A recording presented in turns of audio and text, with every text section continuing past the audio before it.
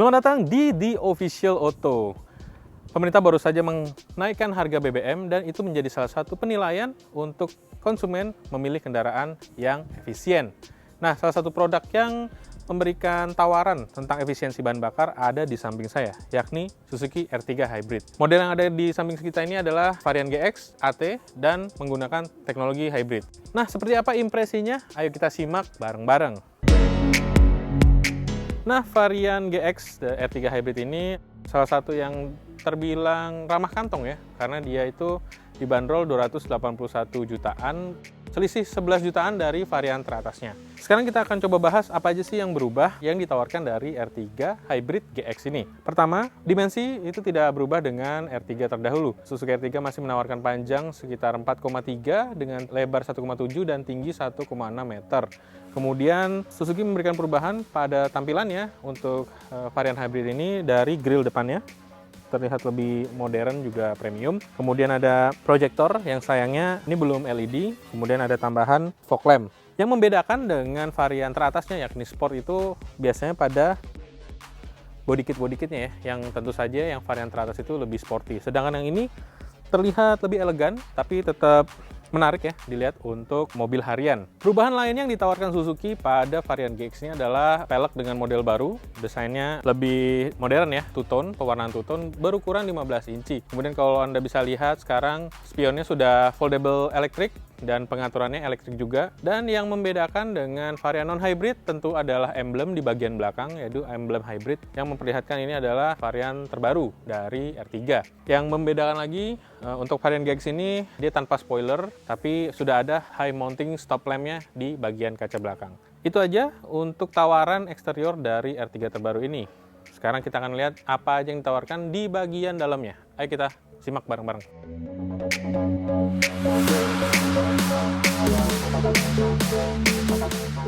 Nah, sekarang kita akan membahas soal interior dari R3 Hybrid GX dan apa yang ditawarkan di sini. Suzuki memberikan ubahan ya, termasuk salah satunya pada bagian interior. Sekarang ini jadi lebih gelap dan kesannya lebih elegan dan premium. Untuk varian GX ini, sentuhannya itu wood pattern di bagian dashboard, kemudian pada bagian setir. Ini ada wood pattern dan ada sentuhan kulitnya.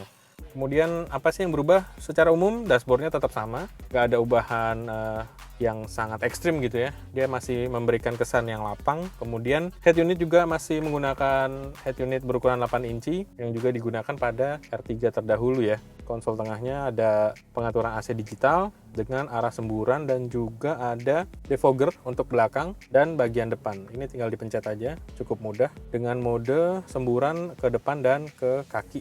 Yang baru dari R3 Hybrid ini, pada bagian kemudinya dia menghadirkan audio steering switch, kemudian ada cruise control ya, dan kemudian ada sambungan Bluetooth di bagian bawah sini. Bentuknya flat bottom, cukup menarik ya, dan salah satu yang saya suka juga dari sentuhan kecil dari R3 ini. Karena ini hybrid, jadi sentuhannya diberikan sedikit modern ya pada bagian meter cluster.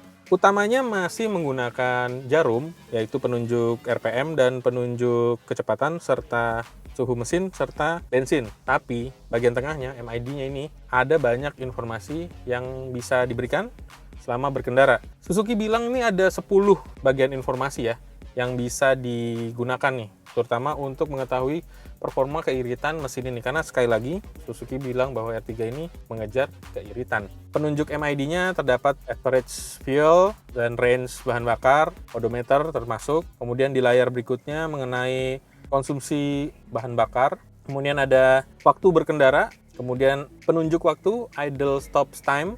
Jadi kita bisa ngeliat nih berapa kali fitur idle stop digunakan, dan dengan penggunaan idle stop itu ada total berapa bahan bakar yang disimpan gitu dari penggunaan idle stop. Ini salah satu fitur yang cukup menarik.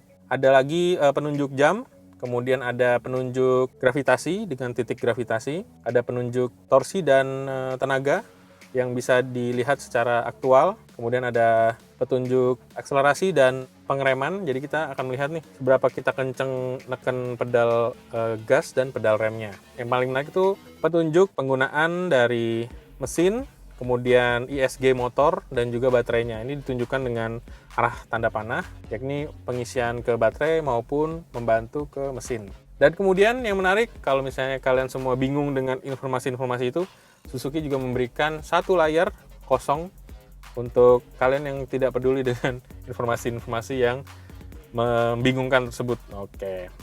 Nah, selain MID, yang menarik lagi di bagian baris pertama ini adalah ada tempat cup holder dengan penyejuk ya di bagian tengah sini. Kemudian ada tuas transmisi dan kemudian ada tombol untuk mematikan idle start stop, sensor parkir, juga stability control. Kenyamanan dari baris pertama hadir dari ini joknya masih fabrik, tapi ini cukup nyaman. Ini desainnya buat badan saya yang cukup lebar, menopang dengan nyaman. Sayangnya nggak ada konsol penyimpanan ya, jadi emang cuman bagian tengah tuh rem tangan manual. Kemudian nih ada tambahan pengisian daya. Oh ya, pengisian daya juga ada di baris depan sini. Sekarang apa sih yang ditawarkan pada baris kedua dari R3 GX Hybrid ini? Ayo kita simak bareng-bareng.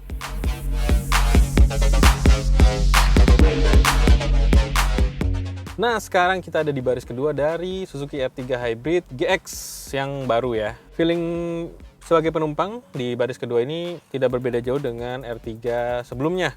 Kalau misalnya Anda bisa lihat ini ruang kepala cukup besar, cukup lapang maksud saya. Kemudian baris pertama ini joknya sesuai dengan postur saya ketika berkendara. Jadi ini lihat nih lapang banget, termasuk nyaman lah ada di baris kedua.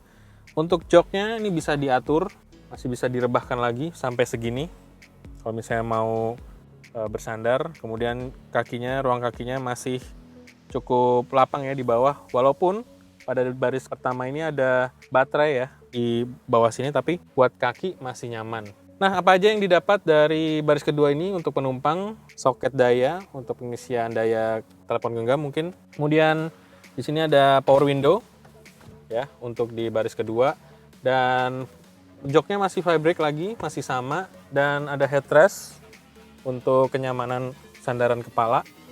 Ada AC juga ini, pengaturan AC, double blower, serta ini ada sandaran tangan yang menurut saya cukup nyaman ya. Dan ini nggak jatuh ya, ini masih ada ruang dan ini tingginya pas gitu. Jok baris kedua ini bisa maju mundur, yang ini paling maju, kalau bisa, gila ini maju banget nih.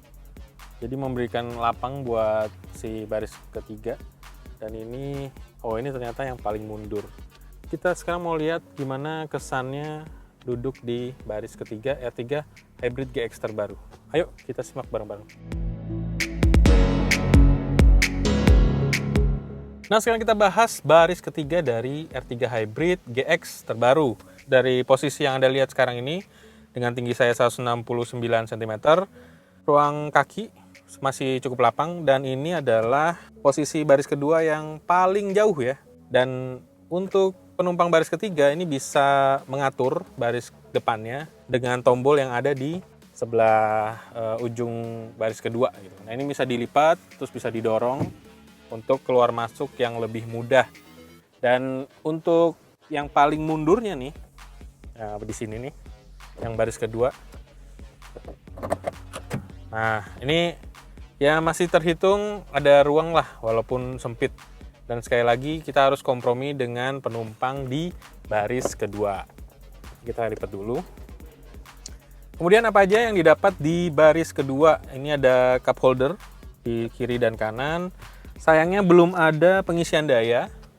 Terus kemudian tidak ada lubang AC di baris ketiga, sehingga harus memaksimalkan semburan dari bagian baris kedua ya.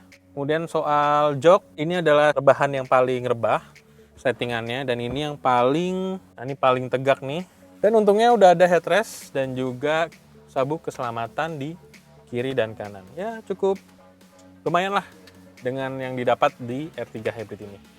Sekarang kita akan coba lihat bagasinya seperti apa dengan settingan yang ada sekarang. Let's go!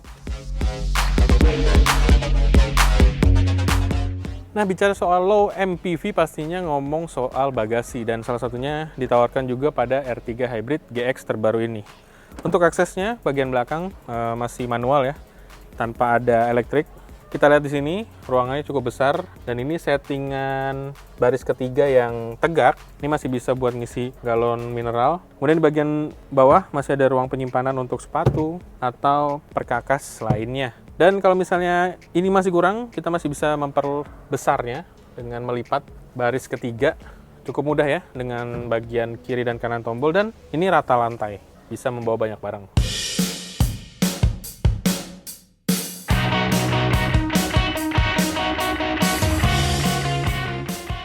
Sekarang kita akan coba merasakan gimana sih impresi berkendaranya, terutama untuk harian ya, karena dari Auto.com sendiri kemarin baru nyoba di sirkuit terbatas dan sekarang untuk harian. Secara umum, kalau saya bisa bilang, buat yang pengguna R3 lama, ini tuh nggak berbeda dengan R3 sebelumnya. R3 masih memberikan sudut pandang yang luas. Saya bisa mengungkapkan ini mungkin LMPV, salah satu LMPV yang memberikan field of view yang cukup baik, minim titik buta ya, atau blind spot untuk di berbagai situasi.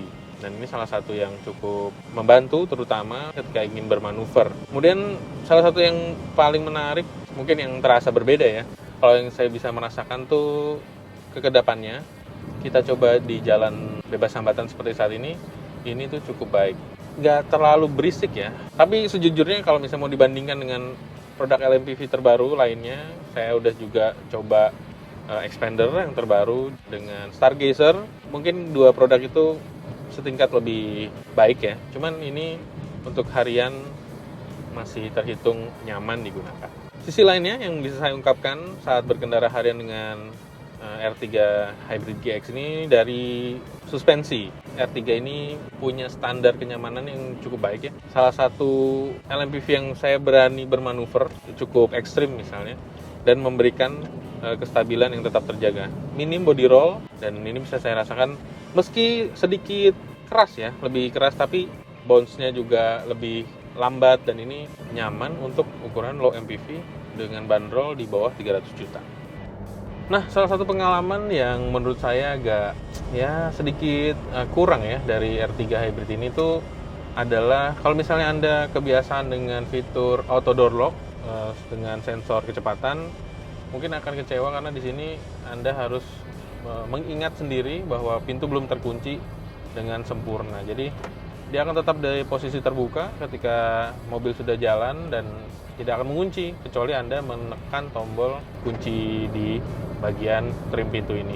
Salah satu tambahan kenyamanan dari R3 Hybrid adalah kehadiran dari fitur cruise control, dan untuk mengoperasikannya cukup mudah, hanya kita tinggal tekan, kemudian kita tekan ke bawah, tuas rest, dan bisa dilepas pedal gasnya, dan ini bekerja mulai sekitar 69 km per jam. Dan untuk mengatur kecepatannya tinggal ditambah dengan menaikkan tuas, dan untuk membatalkannya tinggal kita injak lagi pedal gasnya maksud saya, kemudian kita tekan cancel cruise controlnya ini. Salah satu yang saya bisa ceritakan selama berkendara harian dengan R3 Hybrid terbaru itu performa pengereman ya. Jadi dia di depan sudah menggunakan cakram berventilasi dan di belakang tuh menggunakan tromol. Penggunaan pengereman ini juga penting ya, karena dengan sistem hybrid ini deselerasi atau pengereman itu juga akan mengisi baterai yang ada di sistem hybrid, dan selain itu selama penggunaan pengereman ini cukup meyakinkan untuk memperlambat kendaraan ya selama stop and go. Ini salah satu fitur ya kenyamanan yang diberikan oleh Suzuki.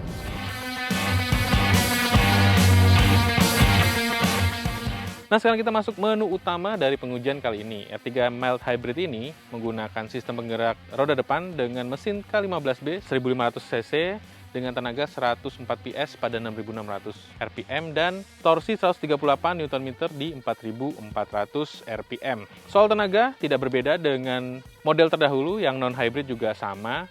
Apa sih yang membedakan? Nah, yang membedakan adalah sistem hybridnya tadi. Di balik bagian bawah kendaraan ini ada baterai lithium yang berukuran kecil ya, sekitar 6 ampere hour dengan 12 volt yang bertujuan untuk mensuplai tenaga kepada ISG, Integrated Starter Generator. Nah, generator ini itu nggak bekerja secara langsung menggerakkan kendaraan, tapi dia membantu mesin untuk mengurangi konsumsi bahan bakar agar lebih efisien. Utamanya terasa pada akselerasi. Selain itu, baterainya ini akan berfungsi juga sebagai penyimpan tenaga untuk kemudian nanti digunakan pada saat fitur idle start-stop-nya bekerja. Jadi bekerja bersama dengan ISG untuk kemudian membuat konsumsi bahan bakar kendaraan ini menjadi lebih irit. Seberapa efisien? Nah, kita lakukan sekarang ini menggunakan MID dengan cara berkendara yang ya bisa dibilang seadanya ya, nggak mengutamakan keiritan gitu, nggak. Bisa didapat konsumsi average bahan bakarnya di angka sekitar 11 km per liter, sering di 12, juga sering di 13 km per liter. Untuk pengujian kali ini kita bergerak dari Jakarta menuju ke area Bogor sekitar 150-an kilometer. Di daerah kawasan kaki Gunung Salak ini kita menemukan jalan yang cukup terjal ya, naik cukup terjal sekitar 40 derajat lebih. Dan itu jadi salah satu pengujian untuk melihat apakah mesin ini mampu untuk menghadapi tanjakan seperti itu. Dan terbukti mampu, walaupun memang tanpa beban yang cukup berat ya, dengan hanya satu penumpang saja dan tidak ada beban tambahan, tapi dengan metode tertentu seperti misalnya berhenti di tengah jalan, kemudian kita gas mesinnya, itu mampu menghasilkan torsi yang cukup untuk mengangkat kendaraan ini sampai ke puncak jalannya tadi. Kemudian hal lain yang menjadi menarik adalah dengan ground clearance 180 mm, berbagai kondisi jalan tadi berbatu, kemudian ada sedikit beton yang tinggi, itu mampu dilewati dengan baik. Jadi soal kemudahan berkendara di berbagai medan, R3 Hybrid ini sudah terbukti untuk digunakan di berbagai kondisi dan juga situasi ya. Memuaskan untuk pengalaman berkendara hari ini. Ini menjadi salah satu low MPV dengan tawaran yang cukup menggiurkan bagi Anda yang mencari efisiensi bahan bakar, kemudian merasakan teknologi yang hybrid untuk pertama kali di kendaraan Anda. Namun bagi Anda yang memang memiliki pengetahuan mengenai teknologi hybrid yang dirasakan harus seperti mungkin milik Toyota atau Nissan atau mungkin punya beberapa merek lainnya, ya Anda tentu tidak akan melirik teknologi yang ditawarkan ini. Tapi jika Anda sangat concern dengan harga BBM seperti saat ini yang terus menanjak ya harganya, ini menjadi tawaran yang menarik dan sejujurnya saya akan menerima apapun yang ditawarkan oleh ATPM untuk menghadirkan efisiensi bahan bakar, termasuk teknologi mild hybrid yang cukup menarik. Nah itu dia tadi impresi kita dengan Suzuki Hybrid GX. Jangan lupa untuk komentar bagaimana pendapat Anda mengenai varian GX ini, yang hybrid ini, dan jangan lupa untuk subscribe The Official Auto sebagai pilihan channel YouTube Anda. Dan untuk Anda yang ingin mencari berita-berita terkini seputar otomotif di Indonesia dan juga di dunia, jangan lupa untuk baca beritanya di auto.com, carvaganza.com, dan zigwheel.co.id. Saya pamit undur diri dan sampai jumpa di video review lainnya.